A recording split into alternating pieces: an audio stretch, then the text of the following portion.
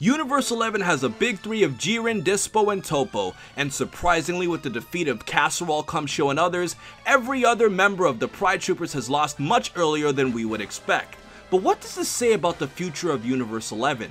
And how can Universe 11 survive with such a limited team left? Well, let's discuss all of this today and a solution as to how they could survive in this Tournament of Power.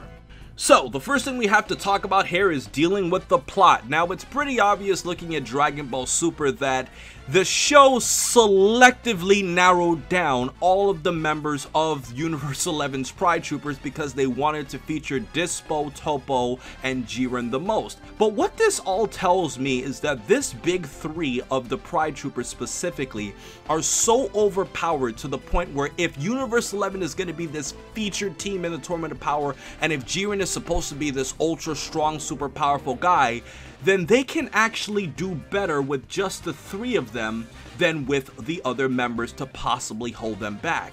And let's talk about the next part of all of this. In dealing with the fighters themselves, there are three very distinct reasons to isolate Jiren, Toppo, and Dyspo. When you look at how powerful Jiren is, he was able to knock out Kale. Now, keep in mind this was a Kale that was giving a Super Saiyan Blue Goku problems and knocking out another member of the Pride Troopers in Bouillon, so she's clearly no slouch when she transforms. And looking at how easily Jiren was able to do that, it illustrates that if you can multiply what Jiren does on a smaller scale compared to a lot of other characters, that he can be even more dominant if he actually fought in the Tournament of Power. And let's also bring Toppo up into the mix. In comparison to Jiren, all we know is that Toppo was not as strong as him, but looking at how Toppo fought against Goku in the exhibition match, he's clearly one of their key members. And last but not least, Dyspo, who's probably the third most powerful member on this team, gave hit problems. And as of right now, Dyspo is the only person that we've seen that has been able to actually completely dominate hit for an extended stretch of time other than Goku when he used the Super Saiyan Blue Kaioken. So by looking at this, Dyspo's speed proportional to other characters in the Tournament of Power would allow him to probably knock everybody out when you factor in how much problems his speed was giving Hit, who's faster and also has the time skip to give himself an advantage. So when you would compare Dyspo to a character like Tien, Master Roshi, unfortunately Piccolo, or other members from Universe 7, he would be a nightmare to them.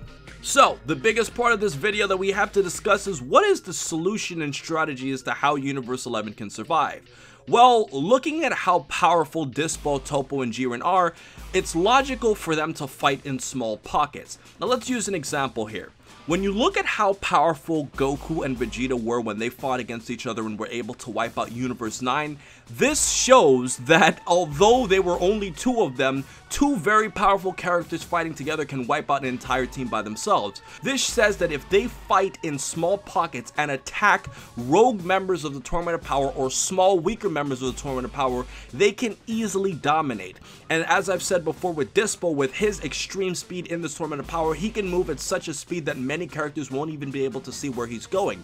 And looking at the way that Jiren was following Dyspo's movement, it seems like Dyspo and possibly Toppo and Jiren can all fight on a same level field as Dyspo's speed, which all says that if they can somewhat follow Dyspo's speed, they can all coordinate attacks to getting members out of the Tournament of Power easier. So ultimately, because these three members are left and they don't have to worry about their other teammates, I think in the long run it can actually make them more powerful if they go after the weaker or middling members and save the top of their energy for the ultimate members of the Tournament of Power like Goku, Vegeta, Frieza, Gohan, and others. So ultimately, guys, I think that's the strategy that Universe 11 has to use to survive, but let me know your thoughts in the comment section below as to strategies you think about Universe 11's big three and what they could eventually do. And as a big shout out, I wanted to thank my friend Tomislav for actually creating the thumbnail that was used in this video, and I'll post a link to his Twitter so you guys can check out all of his awesome artwork. So with everything else said, please remember to rate, comment, and subscribe, and remember, as I always said, have a great day, guys.